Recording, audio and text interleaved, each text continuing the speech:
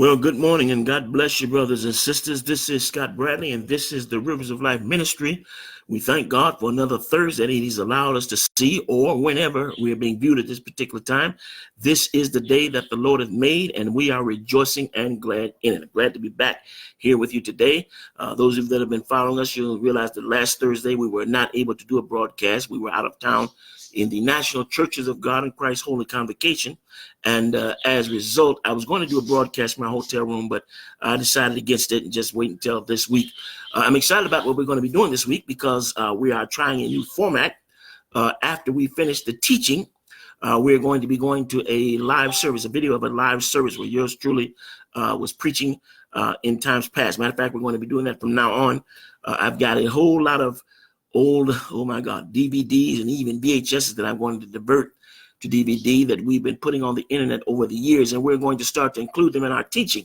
So we're going to be doing that starting today, starting this afternoon, and I believe that you're going to be blessed. So if you're viewing the archival footage on this, or viewing the playback on this, please stay tuned after the teaching.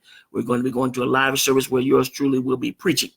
Also, I've been getting a lot of invitations, and I want to thank God for you that have been chiming in. I see some of you are starting to chime in now. You that have been chiming in from all over the country. Let me start off by saying, of course, I want you to hit the share button. Let people know that we're on, and let us know where you are viewing from, whether you be in these United States or in other countries. We've been getting a lot of contacts and from other countries, various countries in Africa, countries in Pakistan, requests to come. Let me say this to you. I would like very much to come to all of you that are requesting. I would love to come to England. I would love to come back to the continent of Africa, to some of the countries I've never been for. We love to do that. And we are in the process now, and I'm asking that you pray with me that we get some financial situations together. I want to do it, but my finance will not allow me to make those trips at this time. Many of you have been requesting, and I appreciate it. If you see something in this ministry that blesses me, that you want me to come to your country and share the gospel, I very much want to come. Don't think that I'm sliding you, putting you off. But I will say this. You can take these teachings and show them in your church. I would encourage it. Matter of fact, I was corresponding with someone, I think out of Uganda, asking me to come. And I was saying, if you can, and one day we may make that happen, but if you can simply take these teachings that are on the internet and simply play them in your church, I would love to be able to appear to the people via these teachings, because after all, these teachings that the Lord has given me are for the church. They're for the people of God. They're to lift and to edify us. And so whether we be near or far, the technology of this day and time has just made the world smaller. Let's face it. We're able to do things in this technical age that we have not always been able to do. But thank God we can take this gospel, we can take this ministry and spread it all over the world. So I would encourage you to do that, and I want you to pray for us. All right, God bless. Now, we have a good list today. I want to say this, that I've been thinking on this. Let's see. Well, I started yesterday. I really didn't know what I was going to be doing this week. And then just yesterday, the Lord began to put this upon my heart. What I find very spiritual, what I find very, the relevance to the word of the Lord is that things that Jesus preached 2,000 years ago are still relevant today. As I was driving last night and meditating upon certain things, the Lord dropped this in my spirit. It's familiar to most of us. Most of us are familiar with this story, but I pray that this morning we could give you a little insight to some things, because I'm sure that this lesson, in one form or another, has been relevant throughout the ages. And it has to do with the parable that Jesus spoke of. This is coming from the book of St. Mark, where we're going to go today. St. Mark, the 4th chapter. And I'm going to start reading in verse 3. Jesus gives this parable. He says, "Hearken, behold, there went out a sower to sow. It came to pass, as he sowed, some fell by the wayside, and the fowls of the air came and devoured it up. Some fell among stony grounds where it had not much earth, and immediately it sprang up. But because it had no depth of earth, when the sun was up, it was scorched, because it had no root." And this is the key. I want to talk about this today, about root. "No root, it withered away. Some fell among thorns, and the thorns grew up and choked it, and it yielded no fruit. Others fell on good ground, and did yield fruit, that sprang up and increased and brought forth some 30, some 60, and some 100-fold. Let me skip down to verse 14 because Jesus now explains the parable to his disciples. The sower that soweth, the sower soweth the word. And these are they by the wayside when the word is sown. But when they heard it, Satan come immediately and taketh away the word that was sown in their hearts. And these are they likewise which are sown on stony ground. When they have heard the word, immediately receive it with gladness, but have no root, and in themselves, and so endure but for a time. Afterward, when affliction or persecution arises for the word's sake, immediately they are offended. And these are they where the word is sown among thorns, such as hear the word, but the cares of the world and the deceitfulness of riches, that's very interesting, and the lust of other things enter in, choke the word, and it is unfruitful. And verse 20 says, these are they which are sown on good ground, such as hear the word and receive it, and bring forth fruit, some 30, some 60, and some 100-fold. Again, and I want to deal on this subject, the seed and the soil. Every seed, brothers and sisters, has potential. And I'm saying that to say this, and I want to deal with us for a second. Every one of us has potential. You've heard me say this in times past, and I'll say it again this morning, that it does not matter how you came into this world, you were destined to be here, and you were destined with a purpose. You may have come here as a result of a rape. Your mama raped your daddy. Your daddy didn't marry your mama. Your oops, baby. All these things that we hear sometimes, the stigmas that are over our head. But I want you to understand, it does not matter how you got here. You are destined to be here. And you ought to start to look at yourself differently. Well, I'm saying that to say this. Every seed has potential. Every seed that is planted in the ground has the potential to grow strong and to bear fruit.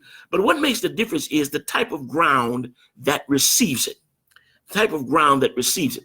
I remember years ago when my sister and I planted our, I don't even say it was a garden. It really wasn't a garden. It was just an experiment. I was a youngster, and I got this idea to tell my sister, I said, let's plant some of these popcorn kernels. You know, the popcorn that you buy in your pop. Well, I took some of the popcorn kernels, me and her, and we planted them in the ground, not knowing anything about farming, not knowing anything about planting, but just simply planted them in the ground, patch of dirt, and watched it for a couple of days. And of course, nothing happened. And I more or less forgot about it. And then one day we walked out there and there were these little stalks. And I said, call my sister, I said, Dutz. I call my sister Dutz. I said, Dutz, look at this. Our plants are growing. Our popcorn is growing. Well, I was so excited because I saw this sprout, these little stalks coming up, and we both were excited. And said, we called it a garden. Well, it wasn't really a garden. The reality is the stalks never grew very high because, well, there were a lot of things that were against the way we planted. We planted them all together. You know, we knew nothing about separating them and giving them space and watering it and all that kind of stuff. We just basically put it in the ground, see what would happen, and something came up, and we were very excited about that. Well, I'm saying that to say this. Over the years, as I've learned, and I've never been a farmer, I've never been a gardener, not really, but there was a woman near us who had a whole patch of field over near where we lived. And every year she would get out there and she would till that ground and with the hoes and with the rakes and all that kind of stuff. And she would always grow these beautiful, tall corn stalks. I mean, the corn stalks were so tall until we were kids, we would play in the stalks. We would hide in the stalks. Tomato plants and all variable of vegetables and things that she would do. But she knew how to properly plant and harvest, how to properly plant, how the soil had to be broken up, how far apart the seeds had to be planted, or other variables that she do. All you other know God, you know what I'm talking about. And as a result, she got these big, tall, beautiful corn stalks full of ears of corn, big, beautiful tomato plants, but it all depended on the ground. It depended on the ground. Notice when Jesus talks about the sower that went out to sow seed, every seed had the potential, but what depended on the growth and fulfilling the potential was the type of ground that they fell on. The ground, brothers and sisters, if I can make a comparison here, would represent the heart. Some people are ready to receive the word, and they receive it. Some folks receive the word with reservation. Some people receive the word and there's a mixture. You know, one of the things I learned when I was Sometimes we used to have the gardeners come out, or the lawn service, I'm trying to say, and they would treat the lawn. And the guy was always telling me, he said it has to do with the soil. So they would basically treat stuff that had to do with the soil. They would put nutritions in the soil. They would put other variables in the soil. They would do things to keep the weeds from growing. All that was in the soil. And again, I'm saying that the soil represents the heart. And brothers and sisters, there are things that we must do to our hearts to prepare to receive the word. Now, that can be done even over time, because sometimes you may receive it and you still got things in you. And I've discovered a lot of times there are things in us that need to come out of us.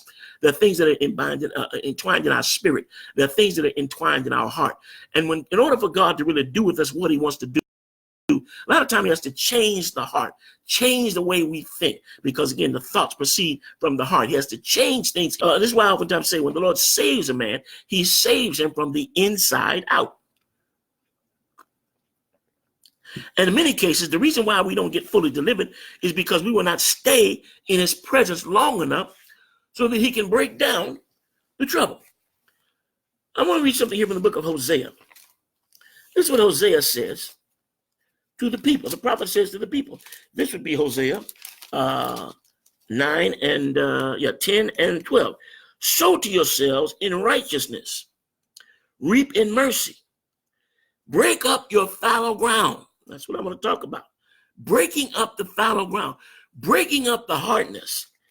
For it is time to seek the Lord till he come and rain righteousness upon you. So again, breaking up the fallow ground. In other words, things are hard. Your heart can become hard. You know, brothers and sisters, sometimes we can carry things in our hearts that can hinder us, even when we get saved. And this is what I'm saying to you, because there's some things that you can give your life to the Lord. You mean it out, Lord, I want to be saved, but there's still things in you that you fail to release. And I find a lot of time what hinders people's growth is that they fail to release. You still hold on to something that happened to you years ago. You're still holding on to something that somebody did you wrong years ago. And as long as you hold on to it, your heart or the ground cannot give full nutrition to the seed. And this is why some of you that are listening to me now, you only get so far spiritually and look like you get to a point and you hit a glass ceiling, come right back down. You're all right, I'm going to get it together. You get it together this time, try, get out there and run again, hit a brick wall, come back down. It's because in many cases, there are things in you that need to come out of you. Sometimes we can hold on to things in our heart. We can hold on to bitterness, as I stated before. Things that happen to us. We become bitter. How many marriages have I counseled? How many times have I talked to people that are having issues with their marriage? And in many cases, even though they may start out talking about what's wrong with each other, eventually, in some cases, they'll go about, he reminds me of somebody. He reminds me of my daddy. My daddy used to do this to my mama, and I just can't trust men. Now all men are alike. Well, see, what you have is an issue. And your issue is something that you held on to over your past. Whether you believe it or not, when you hold on to stuff from your past, it can affect your present and particularly affect your future, because certain things will remind you of trauma in your life. Certain things will remind you of bad events. And when you think about those events, when you think about that trauma, it becomes very troubling and very disturbing and very hurtful to you. And in some cases, you can lash out against a person that really had nothing to do with it. You can lash out against your husband. You can lash out against your wife. You still mad over the girl you lost 20 years ago. Never got over her. And you went and got married and had kids, and you still think about that other girl. You need to release that, man. You need to let that girl go. That girl is gone. You've changed your life. Well, certain things she does reminds me. See, this a lot of time is what's in the heart. And it will hinder us from our progress. It will hinder us from going forward. God wants to deliver us from the inside out. Praise the Lord. So sometimes we hold on to that bitterness. Sometimes what we hold on to is our pride. Our pride can cause us to hit a glass ceiling. We're too proud to humble ourselves. When one humbles himself before the Lord, let me say this to you. When one humbles himself before the Lord, it means that he denies himself. What did Jesus say? If any man come after me, let him deny himself, take up his cross, and follow me. But some of us are not willing to deny And don't you know who I am? I'm a Bradley. And I come from a long line of this and that. And God said, I know about you and your family, and all y'all got a problem. Humble yourself. What is humility? Humility is recognizing the greater as the greater. Why would I humble myself in the presence of the Lord? Because the Lord is greater. And the greater, the lesser, humbles himself. No matter how great he is among his peers, no matter how great he is among the people. And that's why the Bible said to give honor to whom honor is due. Sometimes we can be elevated by our peers, which is a good thing. I'm not saying this in a negative sense. We can be promoted in the church. We can be promoted to positions. We can be promoted even to political positions because the people look at us and esteem us and vote us in. Well, that's good. But you must always remember that no matter how great you are, God is always greater. And when your pride, basically what your pride is saying is standing before God and saying, Lord, look at who I am. You're nobody. You're nothing without God. You can't breathe without God. It was God that woke you up this morning. It was the Lord that gave you the activity of your limbs. If the Lord would have snatched that away from you, you'd be nothing. So even though I may be esteemed by my peers, I always remember that in the presence of God, I'm nobody. And therefore, I will humble myself in the presence of God. But sometimes pride is in that heart. Sometimes pride is in that ground. And you know what happens? When pride is in that ground, the seed that would grow, the potential of that seed is hindered. Influence. Sometimes, and let me break down what I mean by that when I'm talking about influence. Sometimes things that we have learned and have been wrong. And, I think there's something we must admit. Some things we were taught were just wrong. Not that the people meant to openly deceive us, but they didn't know any better. A lot of things I was taught growing up, I don't hold the people against the people, the church, or things like that. They just didn't know any better. So they taught what they knew. Most of us, particularly as Black Pentecostals, there were a lot of rules that were in our church that were not in Scripture. But the people taught us that you don't do this, you don't do that, you can't do it, And most of us, we never didn't question it. But when we got a little older and became more, more studied, more learned, we began to learn that certain things that people told us, they really didn't tell us to hinder us. But they just didn't know any better. They understood. They didn't understand as well. And so I'm of the persuasion, when you learn better, you should do better. Because ignorance can be helped, but stupidity can't. What is that? That means this. If you're ignorant and you learn better, do better. But if you're ignorant, you learn better, and you still stay ignorant, that's just stupidity.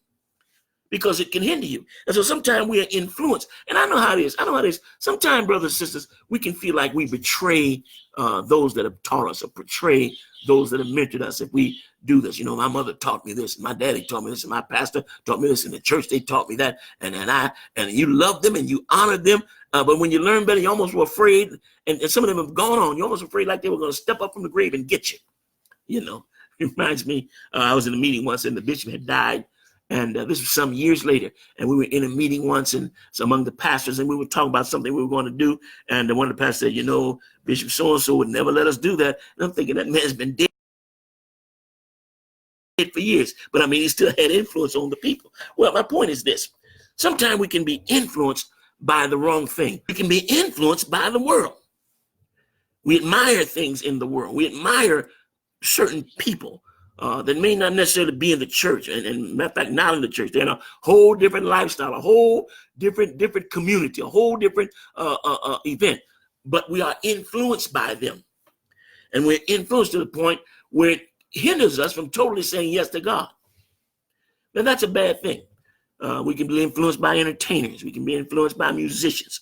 We can be influenced by various politicians. We can be influenced by a lot of people. And in many cases, the influence is not an influence that would promote our growth in God. It's just to fit into the worldly influence. I'm finding more and more in this 21st century, the attitude of the church is being influenced by the world. We're bringing things into the church that should not be in the church.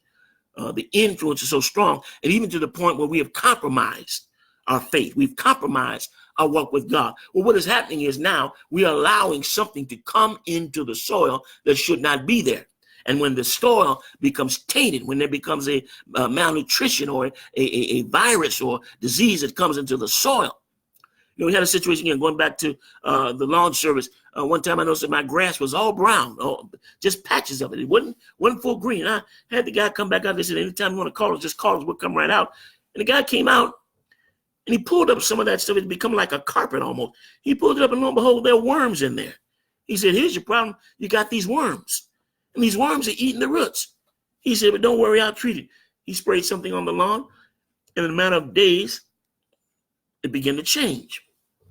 And sometimes we can bring things into the church that may not be on the surface, but they're eating away at our roots and our foundation.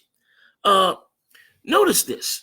When Jesus talked about taking roots, he talked about the seeds that did not take roots. Roots are important. Roots are the most important thing to any plant. That's why I've seen tornadoes when they uproot trees. And I mean, literally take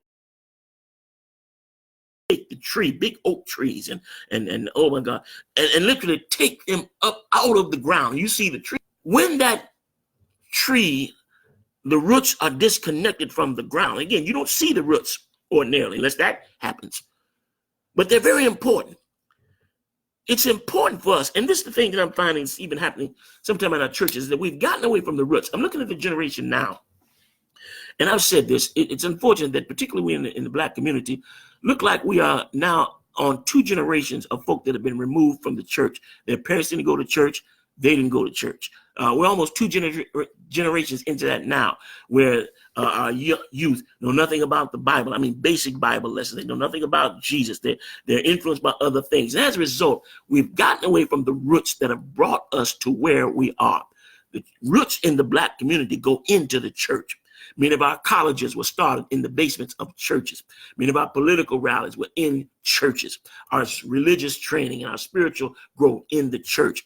That is the roots of the Black community, even going back into the days of slavery, and even before that into the African continent. Again, remember a couple of weeks ago, I've been doing a series on, is Christianity a slave religion? I made the statement that Christianity is not a slave religion, but it was the religion practiced by the slaves. Now, again, you have to go back to the archives and look at that. I'm not going to go into that now. But my point is this. When you sever a plant from the roots, the whole thing dies, no matter how big it is. You have a big oak tree. If you sever that tree from its roots, the whole tree is going to die. Whole tree is going to die. I tell you all the story how when I did my genealogy, influenced by the late Alex Haley and his book Roots. Matter of fact, the book Roots was such a revolutionary writing until it caused many of us as Black people to go back and search our own roots. And when I began to do this, and I did over, oh my God, I guess now probably 25, maybe a 30-year period that I've done it off and on. And I've been able to go back to 1812 of people in my, both sides of my family, my mother and my father's side, back to 1812 at least, of people that I can name. And I can actually go a generation before that of people that I can't name, but I know where they were.